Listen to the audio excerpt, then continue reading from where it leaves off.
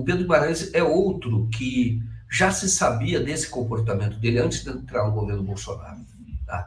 Ele já tinha tido problema no Santander, e o governo Bolsonaro parece que você ser eu vou usar uma expressão forte que eu não gosto de usar, mas eu vou usar.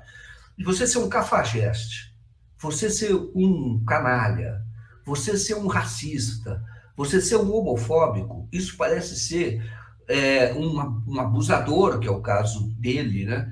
Assediador, parece ser o credencial. Quer dizer, na verdade, esse é o currículo. Vivemos num país hoje em que aquele bolsonarista, o Daniel Silveira, uma pessoa horrorosa, vai receber a mesma homenagem que o Carlos Drummond de Andrade recebeu da Biblioteca Nacional. Então, parece ser um governo, eu já usei essa expressão, vou usar de novo, que eu aprendi com meu filho aqui.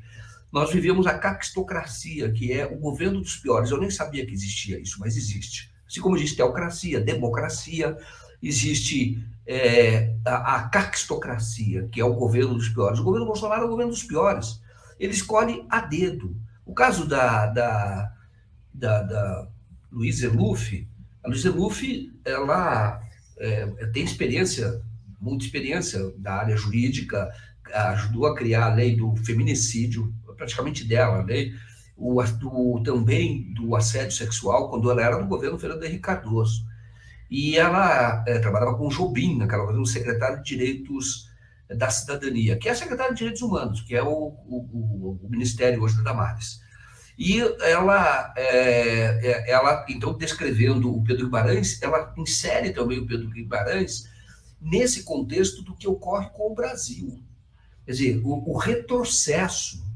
Ela chama um governo de dinossauros que precisa acabar urgentemente.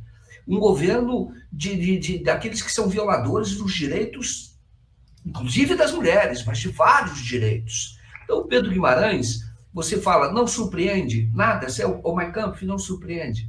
Ele participou de uma reunião ministerial, nós temos esse vídeo, né, isso foi público, em que ele se dirige ao Bolsonaro, dizia para o Bolsonaro, ele era presidente da Caixa, dizendo que ele tinha 15 armas em casa e que se a polícia detivesse a filha por conta de uso de máscara, como ocorreu naquela ocasião, ou de festa, aglomeração, ele dizia que mataria todo mundo com uma das 15 armas que ele tem em casa. E ele fez questão de expor isso numa reunião ministerial. Veja bem, nós já tivemos governos que nós contestamos, vários projetos, mas um governo desse nível, desse baixo nível, eu creio que nunca nós tivemos. Isso nunca houve na história da humanidade. Nem o governo nazista era tão explicitamente, vamos dizer assim, quer dizer, cafajeste como esse governo. Exato.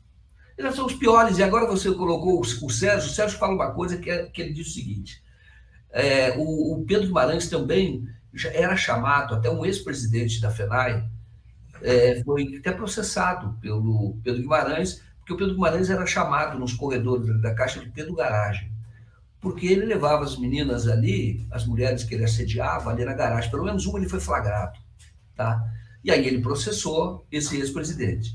Então, o que o Sérgio fala, reflete, é que, evidentemente, que um comportamento desse tipo torna o ambiente muito ruim para trabalhar, tanto para as mulheres que são promovidas, como para as mulheres que são perseguidas. Porque as que são promovidas, é o que ele falou, muitas, extremamente competentes. Então fizeram isso por mérito delas. Mas quando você tem um presidente que é conhecido por perseguir ou promover mulheres segundo os critérios da libido dele, da satisfação do prazer sexual dele, isso fica ruim para todas as mulheres, fica ruim para todos que trabalham ali. Então, ele estava falando do clima muito ruim que existe hoje na Caixa, e ao mesmo tempo que o Pedro Guimarães, segundo os relatos, assediava as mulheres, ele implantava um clima de terror dentro da Caixa. Então, o Sérgio conta que isso em todo, a Caixa, como os agentes da Caixa, os funcionários da Caixa passaram a trabalhar com aqueles critérios de vendedores.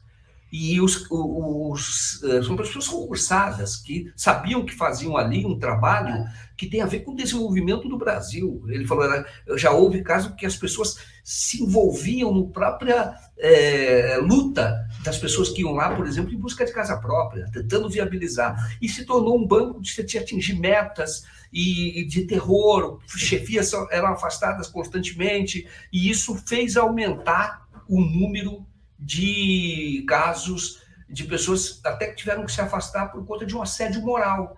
Por que acontece? Como ele trata mal todo mundo, ele cria uma cultura dentro da corporação.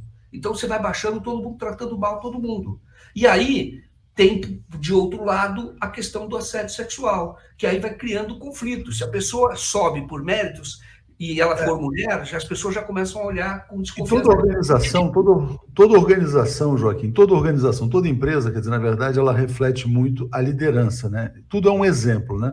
O que a Ângela Cristina está dizendo aqui é muito interessante. Imagina um efeito cascata nas relações hierárquicas dentro da Caixa. Os afins se sentem autorizados. Um governo dos piores, de cafajestes, de canalhas, ele atrai canalhas, né?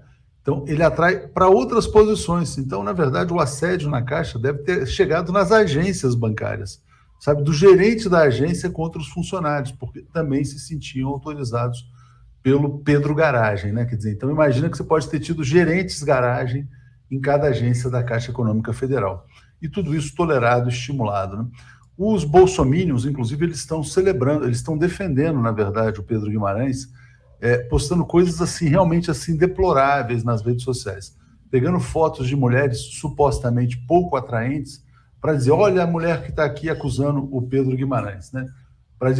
Para repetir, na verdade, o que o Bolsonaro chegou a dizer uma vez, eu não estupro você porque você não merece ser estuprada, né?